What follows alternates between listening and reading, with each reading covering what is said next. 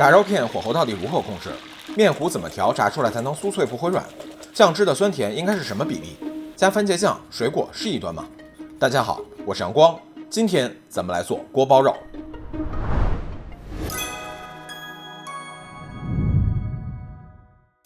锅包肉可以分解为3个步骤：原料处理、酱汁调配、挂糊炸制。主料非常简单，传统的选择是猪通脊，也就是外脊。为什么不能用里脊或者梅花呢？这是因为做锅包肉的过程要和淀粉充分抓拌，里脊或梅花都会散掉或者碎掉。而通脊肉的纤维粗细适中，可以形成完整的大片，口感又比较嫩，所以是最佳选择。注意，很多超市会管它叫猪里脊，这是错误的。真的里脊是很细的，在超市卖的也比较少。我们顶刀切成6到8毫米左右的厚片，这些筋膜不用都去掉。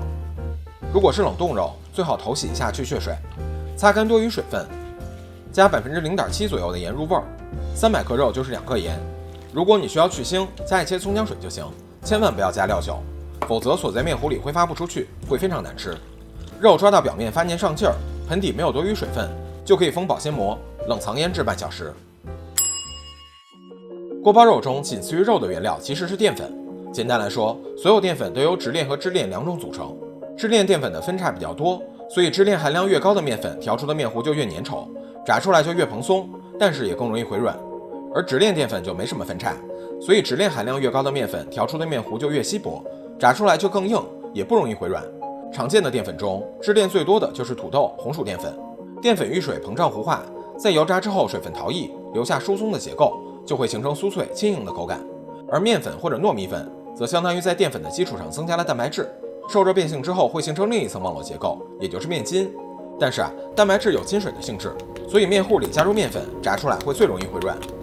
锅包肉最传统的糊是纯土豆淀粉，我个人会掺入20%左右的玉米淀粉，这样酥脆的口感可以更持久。最好提前几个小时，先让淀粉充分吸水，等到分层之后，避掉上层的清水，只取下面的湿淀粉，效果最好。无论你用什么配比，淀粉的量务必不能低于肉量的50%，宁多勿少，否则很难裹住所有的肉片。辅料非常简单，葱姜切丝，蒜切片，香菜只取不带叶的梗，成菜更好看。先往肉片中加入全部的湿淀粉，再少量多次的加水，让淀粉糊呈现出这种介于固体和液体之间的非牛顿流体状态。每一片肉都可以挂满淀粉糊，只露出少量的红色，这个比例就差不多了。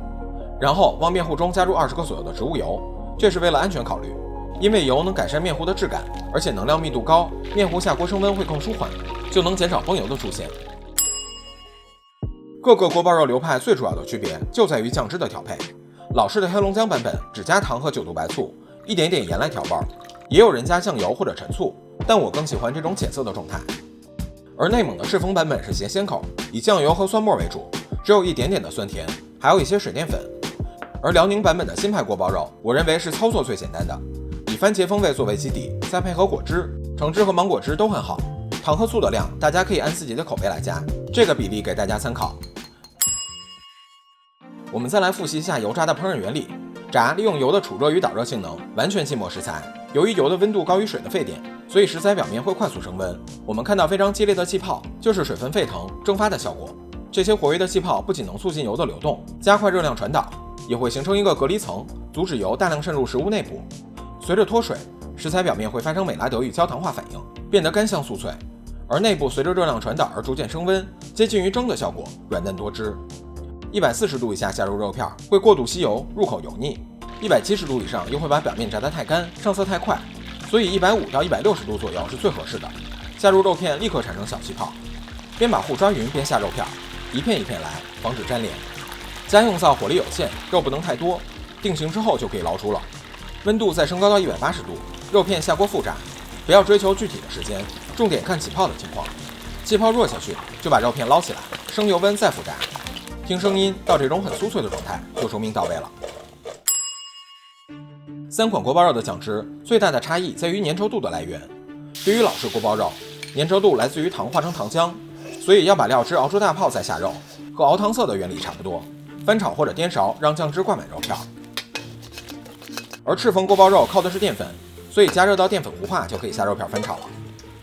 而辽宁版本的锅包肉，酱汁的粘稠度来自于番茄酱，锅中下30毫升水，用酱汁萃取辅料的香气，熬到浓稠红亮，肉片回锅翻炒5秒，挂汁均匀就可以上桌了。总的来说，赤峰版和辽宁版锅包肉主要吃的是风味，一款咸鲜蒜香，一款酸甜开胃，颜色更是红润闪亮，特别诱人。但是这两款酱汁中水分的含量相对比较高，所以必须得趁热吃，否则很容易回软。而老式锅包肉的酱汁本质上是调味糖浆，挂好之后，锅底和盘底都没有多余的水分，而糖浆降温之后会变硬，所以强化了脆的效果。即使在家庭厨房也能做到持久酥脆。食无定法，适口者真。只要掌握了肉片的炸制和酱汁的调配，这3种做法我推荐大家都试一下。本期视频就到这里，相信科学，享受生活。我是阳光，咱们下期再见。